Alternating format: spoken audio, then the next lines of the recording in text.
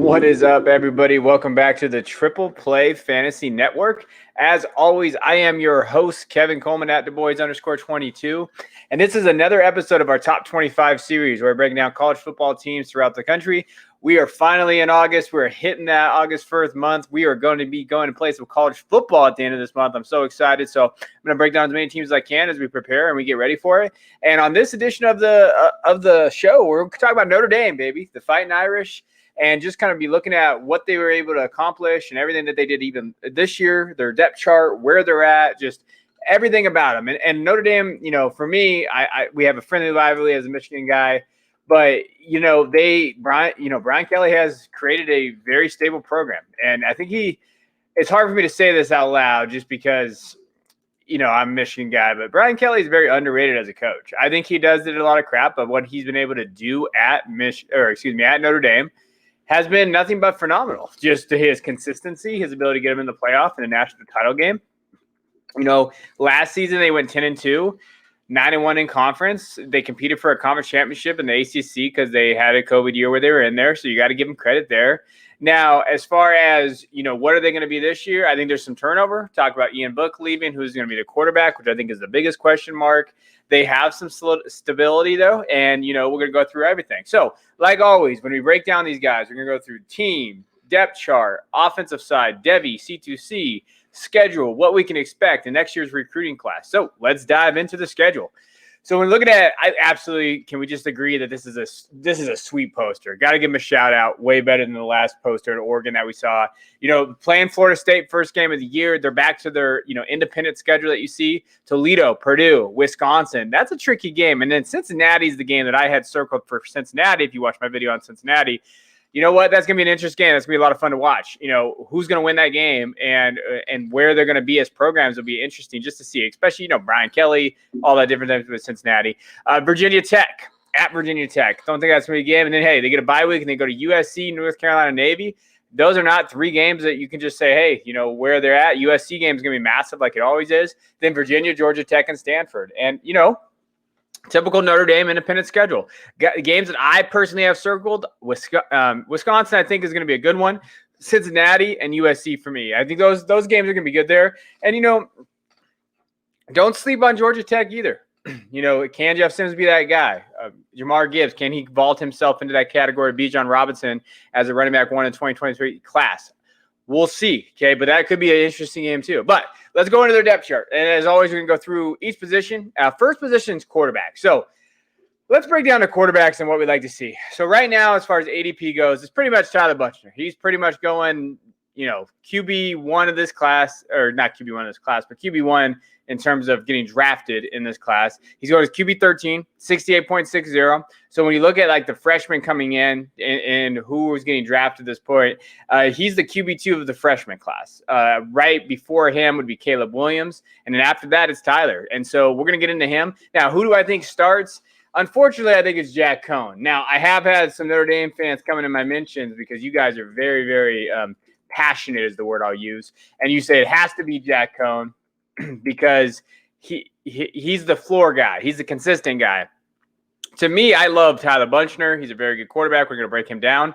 I understand going with Jack at Wisconsin. In 2019, when he played, he had 2,700 yards passing, 18 touchdowns, 5 interceptions.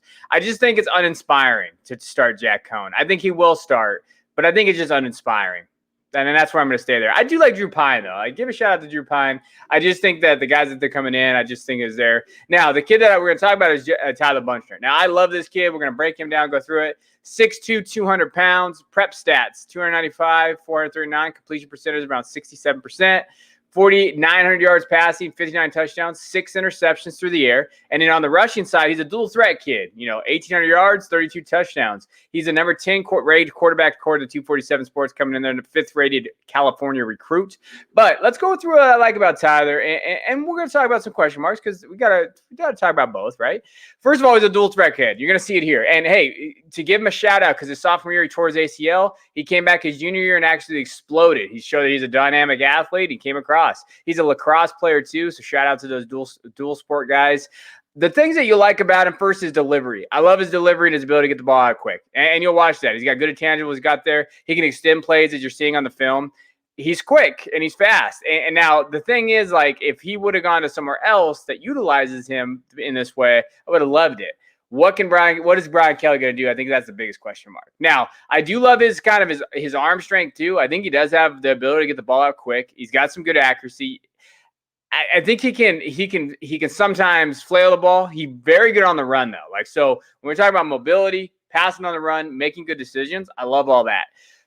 I will say that because he's such a good athlete and because of the way they schemed him, I didn't see a lot of pocket presence in his ability to kind of stay within the pocket, read, go through. Like, I was worried about that because as soon as he get a little pressure, he was gone. You see him right there. He stayed in there and delivered a good ball right there. So I do like that. So you're going to see a little bit. I love the ability to get on the receivers. Those type of things are good. He's going to be able to rush, so that Konami code stuff is there. He's got a little flair in him, and I like that. You'll see that little Brett Favre-esque right there, just a little bit more athletic. So there's a lot of things I like about him. When you watch his tape, you just continue to like things. Like, that's what I talked about. I believe, I talked about him pretty early, and then my boy Felix Sharp from Campus to Canton, I think he's like, hey, every time I watch this film, just something pops. And that's how I felt. Every time I watch this film, like, damn. Now, question marks. Accuracy, I think he struggles with, like I talked about. Pocket presence, okay? Now, will he get the green light right away? I don't think so, so he's going to have to develop. There's a realistic possibility, as much as I love Bungie, he might not even play at Notre Dame. I rarely think that he should, but, the way that Brian Kelly treats underclassmen, we know that they just don't get the run that they probably should. So I do worry about that. The other thing that we got to kind of worry about is his sophomore year, ACL, senior year, there was COVID, so COVID-related issues, and so he really has only played a season-ish. Can he step up, play college football, big-time college football? You saw that schedule, a big boy football at Notre Dame. Can he do that? So those are, I think, the question marks there. I like that he can throw both his sides. You'll see him go to left and the right, and you'll see that. But, again, this is where it's going to be. Can he be this kid? Now, as far as where he's being drafted, like I said, he's getting drafted pretty high. So he's going ahead of guys like Drake May, which we've already kind of talked about him. I think I would take Drake over him at this point. He's going ahead of Sam Heward. He's going ahead of Grayson McCall. He's going ahead of Jackson Dart. So he's going ahead. He's going pretty high. And I think in C2C purposes, I'm not drafting that high because who the hell knows when he's going to start. I just don't necessarily think there's going to be a lot of production there. Could he be the guy next year? Yeah, I think he should be good at this year, but that's just me. I'm just some guy talking to you guys here. But I do think that he has that ability. You'll see it here. He can get it out quick, and he has that arm. So not a bunch of, the future's bright. I think he's one of the better quarterback prospects that we've seen go to Notre Dame in the last probably 5 or 10 years. I know we have Ian Book. We have these different guys that have been there. He's the best athlete, and he's a dual threat kid. He's going to come out and ready to go. Now, let's talk about the running back room, which is loaded. Kyron Williams, ADP is 21.10, running back 8 to 10, depending on where you're looking at your ADP data right now. He's been fluctuating a little bit, so we'll talk about that. But again, generally, that's kind of where he's at. Chris Tyree, I think people are sleeping on him. They're forgetting about him. His ADP is 151, running back 52. Logan Diggs actually does have an ADP of 400, running back 165. And then Audric Estime, ADP 196.30, running back 72. Audric is someone I really like. Devy Dietz from Campus Scan does not, but we don't talk about him because he's wrong on this one. I love his size, his ability, those type of things that we're going to see from him. We're going to watch his highlight tape as well. But let's talk about Kyron Williams. So he's 5'9", 195. And, for me coming in, when I scouted him at the beginning of this kind of offseason, I believe I did it in May. And I just kind of looked at the top 5 guys and what I was looking at and in terms of, okay, where is he at? I had him at running back 3. It's just the size that worries me. As I've been looking at what the NFL likes in their running backs and how they treated Kenneth Gainwell, at 5'9", 195, it's easy to say, oh, just put on 5 pounds. But some people just can't put on 5 pounds. Now, I can put on 5 pounds pretty easy. Just ask my wife. It's hard for some of these kids to put on 5 pounds and keep that strength and keep that explosiveness. Like, I think we ask things too much to these kids sometimes. Like, oh, yeah, just put on 10 pounds. But, oh, yeah, keep your 4.5 speed. That shit doesn't happen. Now, I do like a couple things about him. We'll get into it. 2020 stats. He had 211 attempts. He came on the scene last year, 1,100 yards, 13 touchdowns, 35 receptions, 316 yards, and 1 touchdown. He's a great running back. I love him as a running back, but I think there's some limitations on his size, right? Now, this was kind of his coming out game, and, you saw it last year. I think he has a very explosive burst at the line of scrimmage. I love his explosive burst, and you'll see it. He reads blocks pretty well. He's got pretty good vision and patience. He knows where he's kind of looking, and he reads you'll see it here. Escapability, able to hit that hole fast. I think he has very good explosive burst at the line of scrimmage. He's got lateral ability as well and quickness, and you'll see it. He finds a hole. You'll see him right here. That's excellent offensive line play right there. No one's going to touch him there, but he still is able to develop and do those type of things. I think he's a natural pass catcher as well. I love that in PPR formats. I think he has that ability. He's going to be good. This is an excellent run by him. It shows kind of everything he's got: strength, explosiveness at the line, lateral quickness, big playability too. You'll see it here against Clemson. He not a lot of guys can get him into open space. He's pretty laterally good, and he's got very good moves. So I love that about his game there. But again, my biggest question mark is his size. Can he play at that size, and will he get the draft capital? Will he get round 4, 5, 6 draft capital, or will he sneak into that round 3 draft capital, round 2 to 3? I think that's the question mark. That's what I worry about him as a whole. And in this class, to me, who are you drafting him over? So right now, if he kind of got leapfrogged. He's kind of basically he's in that second tier, guys.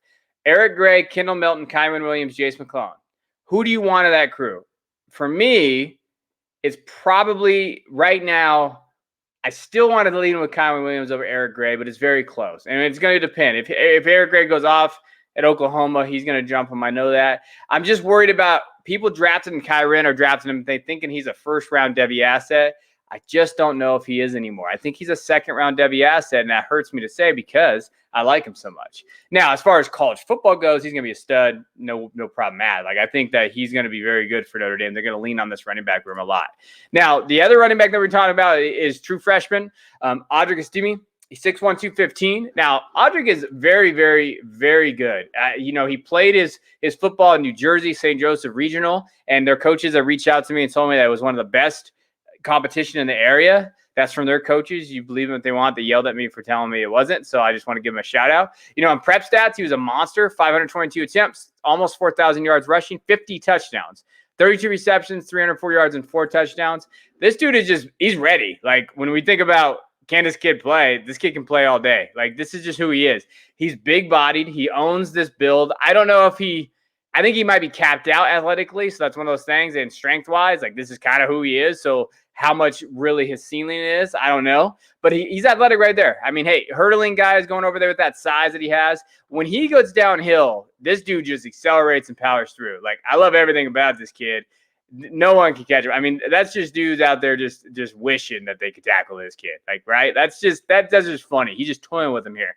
I think he does pretty good. He shows some lateral quickness and a little bit of wiggle in between his defenders and those type of things. I like that. You'll see it here. He's pretty patient. Doesn't have to hit the hole too fast. Ability to explode through.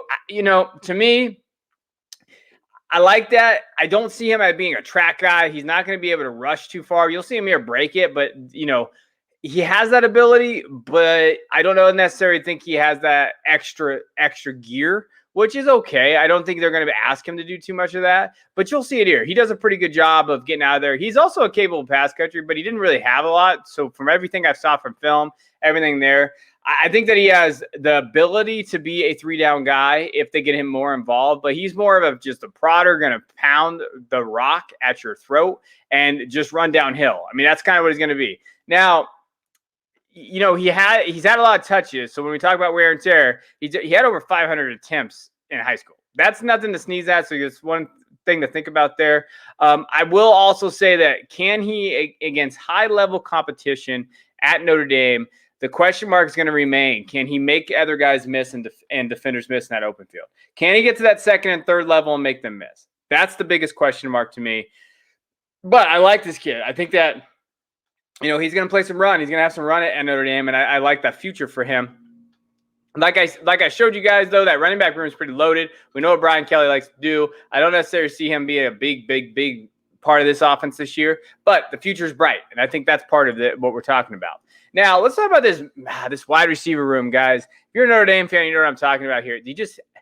This is one area that he just has not consistently been able to build up and show constant production from, Brian Kelly and everybody there. Right now, Joe Wilkins Jr. is labeled as the 1. Avery Davis, Braden Lindsey, Kevin Austin Jr. is there. He is getting drafted, wide receiver 117. Lawrence Keys, Lorenzo Styles is who we're going to talk about. ADP's 266.40, wide receiver 102. And then after that, just a bunch of nothing. I love Jordan Johnson, a young kid that just transferred to UCF. The problem with Jordan Johnson was, and this is the question mark that I have, is that, Jordan Johnson was there, one of the highly rated recruits out of Missouri. really good football player, but apparently he wasn't going to campus and he wasn't going to class and he was just not showing up to practice. You can't do that. So that's not really on Notre Dame to me. I think that was a good move for them to kind of say, hey, transfer, move on. But the kid that I want to talk about is Lorenzo Styles Jr. I think his kid's very good. 6'1", 185. So, strength, size, you see his picture there. Obviously not the biggest kid. Now, as far as like numbers go, he's in Ohio. It was really hard to find really solid numbers, but I do want to say 16 receptions, 263 yards, 2 touchdowns, 43 attempts, 432 yards on the ground, 3 touchdowns. He is a return specialist too. I actually think he's going to get on the field early to return. And I think that's possible. That's really where it's going to come down to. But I think he's athletic as hell, and he can catch. You'll see it here in the back of the end zone. Like, I love everything about him. I think he's actually really underrated right now. He's a kid that, you can get pretty late that realistically, if they use him the right way this year, you get pretty solid production from him this year, right? And you're talking about a kid that's going as wide receiver 102. Not a bad take there. He's a versatile athlete. He's got vertical speed up to ass. Look at him. Like, he's going to break away. He's going to do this type of things. He's got really good hands, and yards after the catch is what we want to see. Big playability. That's all I see here. Big playability and just being that guy. You'll see it here too. He gets that release. I don't know if that was a design play or not, but that was a bad design play. But his athletic ability allows him to take it here, take it to the house. I mean, that's what he's going to do. He was a late bloomer, so everything that we kind of looked into, or I looked into and talked about him, he definitely was a late bloomer. You want to see him get a little bit more size. Does he get that run? I think they can use him in a lot of different ways, and so that's kind of what I like about him. And they need help in that receiver room. There's not a lot of talent in that room and production. So where's that production coming from? It's probably coming from a guy like Lorenzo Styles that can move all over and in the return game. So if your league has return points, those type of things, I know everybody does college football a little bit differently. That could be a possibility. Now, let's go to the tight end room. Michael Mayer, my boy, ADP 34.8, tight end 1 now. Now Eric Gilbert I don't know if he's a tight end or not. George Hawkins is there, Kevin Bauman. Kane Barong is not bad, tight end 49. Mitchell Evans. But the big guy we're going to talk about is Michael Mayer. He is the clear tight end 1 of the 2023 class. 2020 stats, 64 receptions, 1,045 yards, and 12 touchdowns. He was an absolute man-child out there. There's a lot of things to like about him.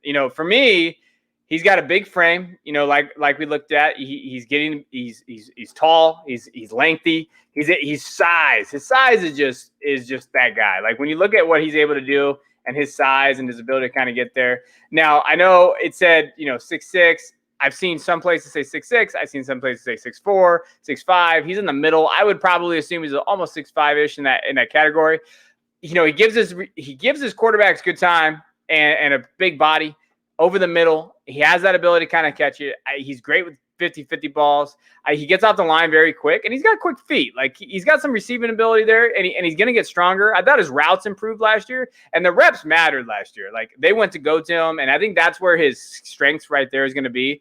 Hey, just throw his ass the ball. He's going to go up and go get it, and that's just kind of where he's going to be at as a receiver. But everything we saw last year was legitimate. Like, he's a very good run blocker. He's getting developed. He got stronger, as you could tell. I think he came in from high school at 230. So now he's pushing maybe 250. So you saw the strength. You're going to see everything about him. He's a clear tight end 1. I mean, that's cut and dry. I think he's going to be the leading target getter on this team too. So where he's going at his ADP is exactly where it should be. And especially if you're in a tight end premium league, I'm going after him because he's going to be that tight end 1. He's going to legitimately, if you're in C2C, push up your squad. So that's the type of kid I'm going to have. Now, my last kind of C2C target from this team is my guy, Chris Tyree. Now, people forget that Chris Tyree was the number 1 all-purpose back coming out of high school in his class of 2020. He was a stud. He had blazing speed. They verified his 40 time at 4.38, so seconds in the 40. He had a vertical of 38.2 inches, and we love those measurables. Stop-start ability is very impressive. He's very productive. Now, he's been injured. He had some issues to where he hasn't been able to see the field. But his 2020 stats is 73 attempts, 496 yards, 4 touchdowns. To say that, like, he's done is just not true. Like, I think that he has an ability to maybe be there. Remember, he's 1 injury away from Kyron Williams being that guy. So when you look at him, like, he realistically has a legitimate start. Like, he can do this. Like, he has that ability to kind of step in and give you some production. And if you look at where he's going right now, running back 52, which isn't a value too much, but it's not really a reach either. Like, you're realistically, they could split a little bit of time and you could get some production there, and he's an injury away from being the bell cow. So C2C targets for me would be Chris Tyree, especially maybe in some trades, some maneuverability where you're at. Not really a Devy asset yet, but could be, depending on how this year shakes out. Now, let's look at their draft class.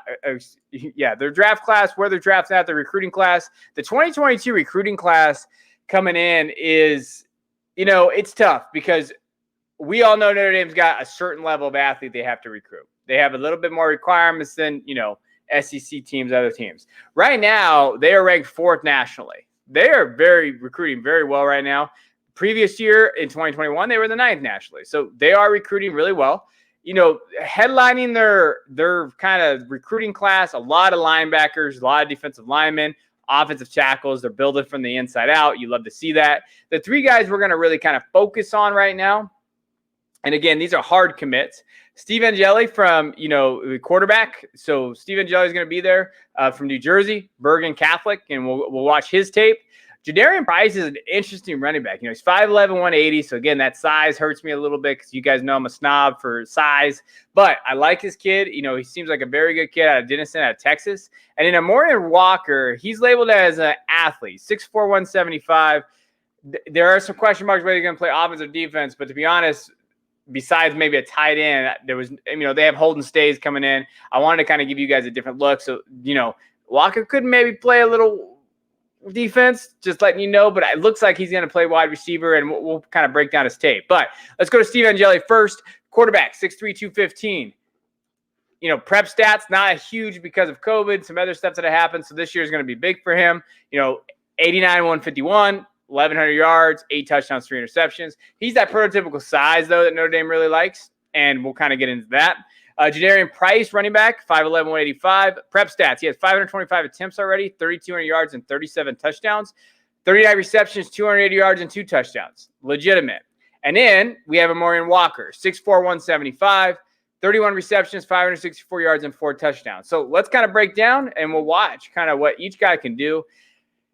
Again, for me, I really got to see Angeli get a little bit better just in terms of development. That's going to be reps, as because of COVID and his ability not really to get out there. I think that's the problem, is that he has the tools and he goes to Catholic school. There's a lot of things to like about him just because who he is as a quarterback, why Notre Dame likes him. He did show some athletic ability. You're going to see him make some throws that you're like, hey, he can kind of do that, and I like that about him. He has some escapability, but like I said, I just wanted to kind of show you guys what he had.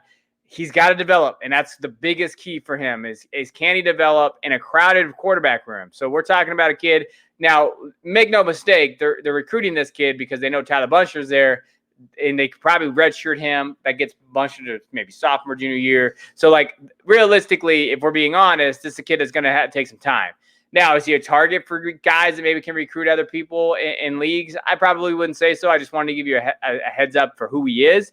I do like his fundamentals, his ability to kind of stand in the pocket. And he got an arm. You can see it right there. He did pretty good. Now, this is the kid I really want to talk to you about, and this is, Jadarian Price. Very quick. 247 Sports, I believe, comped him to Ty Chandler. He's pretty narrow, so he's going to have to get up his frame a little bit, but he hits that hole pretty quick, and you'll watch him here. His ability to hit the hole, make defenders miss, kind of change direction, change speed, and you see him explode through. He's got burst. I like that about him. From his high school, he's around, again, high school numbers, it's hard, 6 to 7 yards per carry, which is pretty good.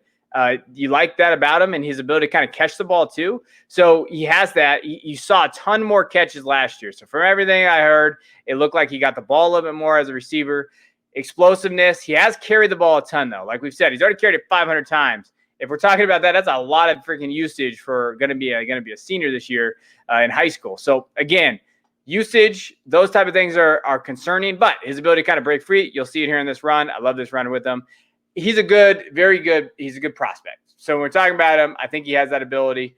You'll see him here. I love when they put their own highlights in there. It's my favorite part. But he's going to be able to do this. So keep an eye on him. You know what? They could have some turnover in that running back room. It could be that kind of lightning and thunder from Massimi and those type of things. Those are areas that you can go into. Now, we have Amorian Walker, but we also have, like I said, there are other recruits, so Holden Stays too. So you have 2 guys here. We're going to talk about Holden Stays first. Holden Stays is kind of that tight end that you like to see. And, he's kind of become tight end you over there in Notre Dame, right? Like, you have that ability, Michael Meyer, those type of things. 6'4", 230. He's a big kid. I really like this kid. He had offers from Penn State, Alabama, Arizona State. So, Holden Staes is a very good tight end, and that's kind of where I wanted to look at, make sure that you guys kind of knew and you saw him. He could be that guy. He's a two-way player. He's a basketball player too, and I love my tight ends to be basketball players. He's athletic. He can finish. He can score touchdowns. Like, Holden Staes is the type of kid that's going to be there. So keep an eye on him. 6'4", 230. They moved him in the slot and his receiving position, and you'll notice it here. Not a great route runner, but he's got that size and strength. Now, he's 6'4". He's a big kid. So those are his 3 recruits. And then, again, I just want to shout out Amorian Walker. Again, not a ton of film on him, 6'4", 175, but a big kid. If he ends up playing wide receiver, we could talk about this class being very, very good, where he's going to be. So Holden Staes, tight end, Jadarian Price, running back, Steve Angeli, quarterback, and then there. So number 4 rated class already for Notre Dame. Brian Kelly just keeps doing it, keeps producing and doing a very good job there. So let's break down again. Here is their schedule, Notre Dame schedule. Remember, circle Wisconsin and Cincinnati for sure. Cincinnati's going to be an amazing game. Tyler Buncher there. Running backs, Kyron Williams, Chris Tyree. Wide receivers, give me Lorenzo Styles. Take a look at him, please. And then Michael Mayer, tight end 1. Where can he go? And then don't forget your C2C targets. And in your recruiting class, on top of Staes, who is the tight end that just hard recruited. So I want to appreciate you guys for taking a look. Hit that like button, hit that subscribe button. Let me know what you think of Notre Dame's outlook this season. I always want to, give back to everybody that watches. I appreciate everybody that watches and spends some time. Until next time, I'll see you guys later.